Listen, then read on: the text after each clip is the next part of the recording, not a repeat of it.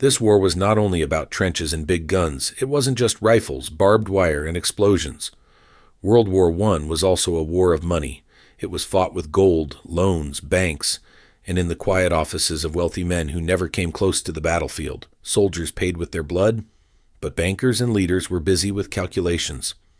What they decided during those years shaped victory and defeat and changed the world's money system in ways that still touch your life today. If you think war is only about armies and generals, you need to look closer. The First World War proved that money is a weapon, and one of the strongest ever created. In 1914, Europe was ready to burst. Rivalries, colonies, and alliances made the continent a chessboard of fear. But behind the proud speeches about honor and empire, there was a simple truth. A war this huge could not happen without mountains of money. And here's the harsh fact. When leaders chose war, they also chose debt. Every empire that sent men to fight also dragged its people into years of financial pain. At the start, most rulers believed the war would be short, maybe finished by Christmas.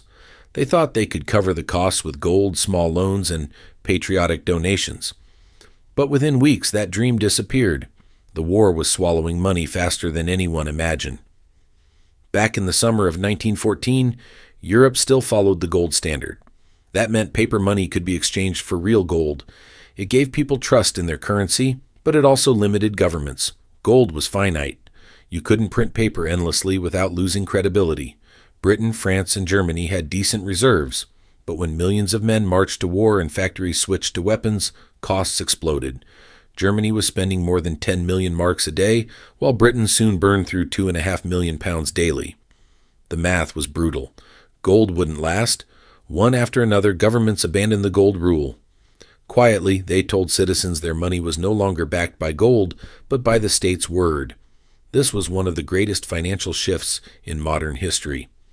It revealed how fragile the idea of real wealth was. From then on, money and power were fueled by printing presses, borrowing, and belief. Once leaders tasted this freedom, they never let it go. That's when the real money war began. Germany, cut off from world markets and squeezed by Britain's navy, had only one option: borrow from its own people. Berlin launched massive bond campaigns, urging citizens to pour their savings into war loans. Posters showed brave soldiers, and families were told to sacrifice luxuries for the fatherland. They were promised repayment after victory. In the end, Germany raised more than 100 billion marks, but it was built on hope.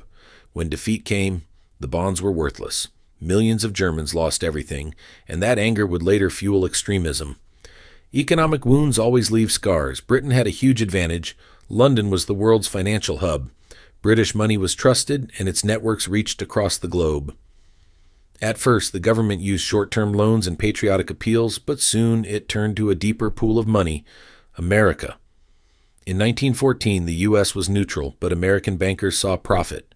Firms like J.P. Morgan became lifelines for Britain and France, arranging huge loans and buying supplies. By 1917, before America even joined the war, Wall Street was already bankrolling the Allies. This wasn't charity, it was power. U.S. bankers made millions, and America shifted from borrower to lender, from follower to leader. If you wonder how the 20th century became the American century, it began not in battlefields, but in banks. France faced its own struggles. It was already drained by past wars and heavy spending on defenses. It leaned on loans both at home and abroad. Citizens were urged to buy bonds, but much of the real funding still came from America. Like Britain, France became dependent on U.S. credit. This debt would later cause trouble when repayment became a bitter fight. The economic chaos between the wars was not just about reparations or markets. It was also about crushing war debts. Russia's financial fight was worse. The empire was large but fragile, with weak banks. On paper, it had gold, but not nearly enough. To pay for war, Russia borrowed heavily from its allies, especially France. But military defeats and soaring prices destroyed faith in the ruble. By 1917, the economy was broken, and so was the political system. The fall of the Tsar was not just about poor leadership, it was also about financial collapse. Inflation, shortages, and chaos fueled revolution. By the end, the spending was enormous. The Allies spent more than $140 billion. The Central Powers spent around $60 billion. These numbers were unlike anything the world had ever seen. The result was debt on a massive scale, and the end of the old financial order. The gold standard was shattered. Inflation swept across countries. Germany soon faced hyperinflation so severe that bread cost billions of marks. Ordinary people, workers, savers, small investors were crushed. The wealthy often saved themselves by moving money abroad, buying assets, or staying close to political power where secrets came first. The harsh lesson: in a money war, it's the small saver who bleeds first. And here's why this matters to you. World War I was the moment when leaders realized they could fund massive wars by cutting money loose from gold. They saw they could print endlessly, sell bonds, borrow abroad, and later cover the wreckage with stories and promises. Sound familiar? This playbook never disappeared. Every modern crisis, from the Great Depression to the 2008 crash, echoes 1914. When leaders or banks say, "This is only temporary, remember 1914?" People back then believed too, until their money was worthless. When the guns fell silent in 1918, the world was not just scarred by trenches, but also by broken balance sheets. The U.S., once a debtor, now owned most of the world's gold and stood as its biggest creditor. Europe drowned in debt. Britain owed America over $4 billion, France over $3 billion, and many smaller nations were crushed by bills they could not repay. Wall Street replaced London as the new global financial center. America's money empire had begun. But this shift wasn't smooth. War debts created new conflicts. Britain and France needed cash to repay their people, so they turned to Germany, demanding reparations. The Treaty of Versailles ordered 132 billion gold marks. It was meant to punish Germany, but it was unrealistic. Germany couldn't pay. Attempts to do so, by printing money or shipping goods, wrecked the economy even more. The hyperinflation of 1923, when Germans carried wheelbarrows of cash for bread, was no accident. It was born from impossible debts. That anger helped extremists rise. Britain, meanwhile, tried to restore its pride by going back to the gold standard in 1925 at the old rate. But the economy was weak, factories broken, and debts huge. Forcing the pound back was like resetting a broken bone without healing it.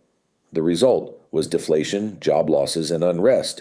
It's remembered as one of the worst economic mistakes ever. Again, workers paid the price while elites clung to illusions. The U.S., rich with gold, faced a new challenge: what to do with its power. American banks sent loans back to Europe, giving Germany money so it could pay Britain and France, who then repaid America. It was a money circle that looked stable but wasn't. The Dawes Plan of 1924 and the Young Plan of 1929 made it official. But money was just moving in circles, not growing. When the Great Depression hit, everything collapsed. The world had never been more connected and never more fragile. This is why the First World War isn't just military history, it's financial history too. It proved that leaders could abandon gold, print endlessly, borrow vast sums, and still convince people it was right. It showed how propaganda could turn debt into patriotism, how savers could be tricked into giving up their wealth for bonds that would never be repaid, and how the real winners of war were often in boardrooms, not battlefields. Money and power became one, and we still live under that system today. Think about the present. When banks say inflation is temporary, when governments raise debt limits, when money is created with a few keystrokes. Remember 1914. Remember that gold was dropped by choice, not chance, in a desperate moment. Remember that the cycle of printing, borrowing, and selling patriotic bonds is over a century old. Every money crisis since then, from the 1970s to 2008, has roots in those years. The tricks remain, and ordinary savers still pay. The hidden money war of World War I is not just history, it's the base of today's world. The lesson is harsh but clear. Once money is cut free from reality, it becomes a tool of control. Leaders will always find ways to fund wars, bailouts, or crises, and they will always make ordinary people pay through taxes, inflation, or lost savings. Real wealth is not numbers on a screen. Real wealth is strength, knowledge, and the ability to see through lies. That is the only freedom history gives. History doesn't repeat word for word, but it rhymes. The script of 1914 has been reused many times with fresh language and new excuses. If there's one lesson from this story, it's this: never believe money is real just because it's printed. If this gave you a new way to see things, hit subscribe. History has the answers. I'll show you where to look.